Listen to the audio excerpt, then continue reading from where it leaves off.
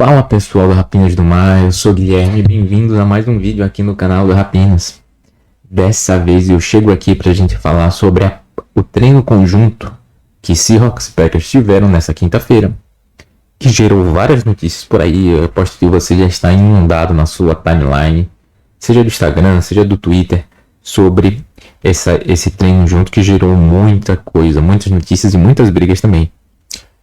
Antes da gente começar, não se esqueça, deixa o seu like aqui no canal, se inscreva aqui embaixo, vire membro. A gente tem agora o nosso clube de membros. Veja aí a assinatura que mais cabe no seu bolso. Tem muito conteúdo chegando pra gente, pra vocês. A gente tá produzindo muita coisa, a temporada vem aí, vai ter transmissão de jogos, análise táticas, várias coisas. Então vamos lá falar sobre o treino. Antes de tudo, as brigas já eram esperadas, né? Todo mundo sabe, todo mundo espera.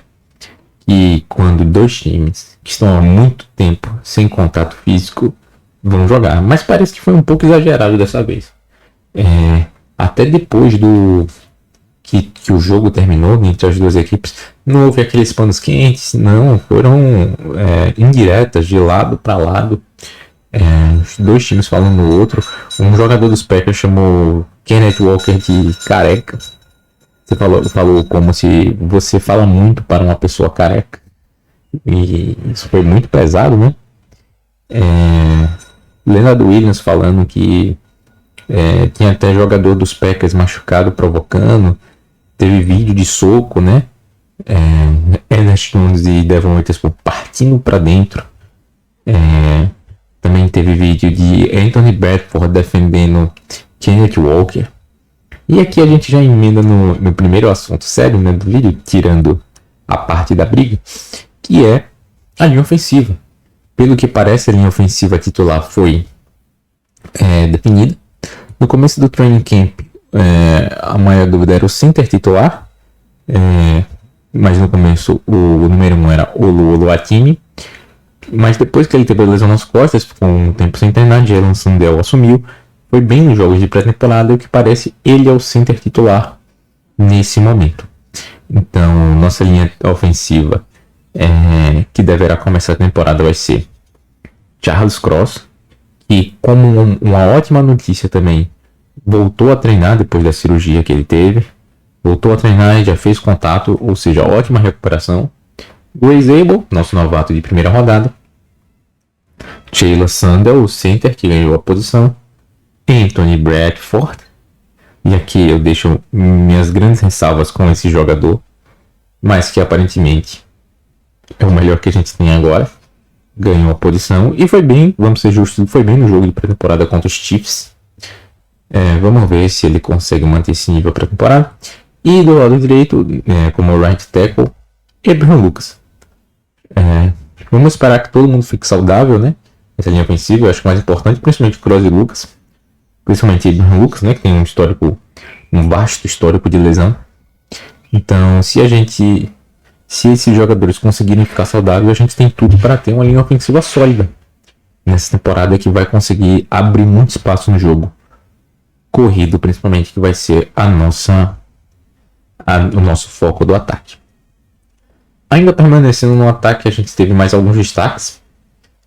Primeiro, o Kenneth Walker, né, praticando, indo para campo pelo terceiro dia seguido.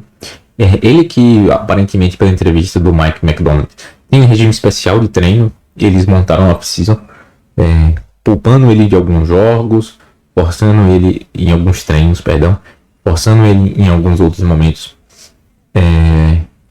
Então, curioso, né? Um jogador que tem certas dificuldades de permanecer em campo, né, com lesão, tendo um regime de treino diferenciado nesse training camp. Outro destaque também do ataque foi Jackson Smith-Njigba.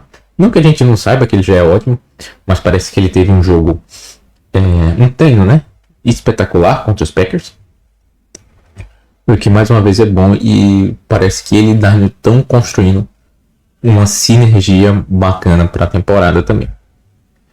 Passando para o lado defensivo agora, foi relatado que a nossa defesa durante o treino pareceu um pouco mais lenta do que o necessário. começou um pouco mal, mas depois deu uma recuperada. E o que os repórteres, principalmente de Green Bay, né, os repórteres, os insiders que cobrem os Packers relataram é que os tight ends dos Packers tiveram um treino muito bom. O que é ruim pra gente, porque no jogo, se não me engano, no jogo contra os Raiders a gente sofreu com o tight end, no jogo contra os Chiefs, né, a gente também sofreu contra tight ends.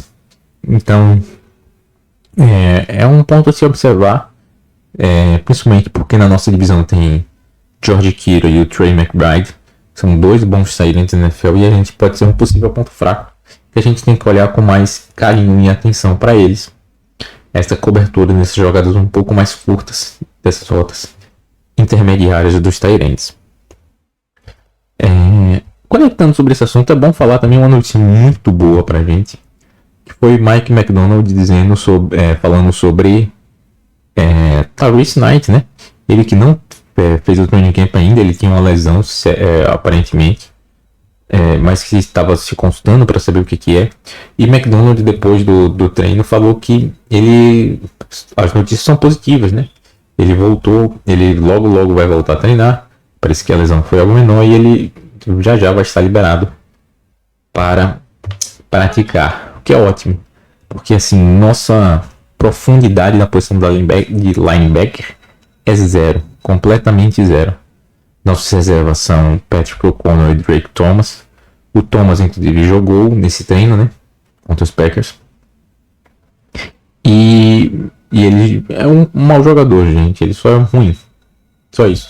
Então é muito bom que o Tyrese volte para ele formar a dupla titular junto com o nosso Ernest Jones, que é o nosso melhor linebacker de longe. Mas Tyrese tem um grande potencial, foi escolha de terceira rodada ano passado e que pode se evoluir bastante como jogador. Pena que perdeu o training camp. E para finalizar o vídeo, nós vamos ter agora o último jogo da pré-temporada no sábado contra o Green Bay Packers, e o nosso treinador principal anunciou que Jalen Milroe vai ser o titular e vai jogar a partida toda. Como esperado, nós não devemos ter nenhum titular e, pelo visto, nenhum reserva jogando, entrando em campo, né?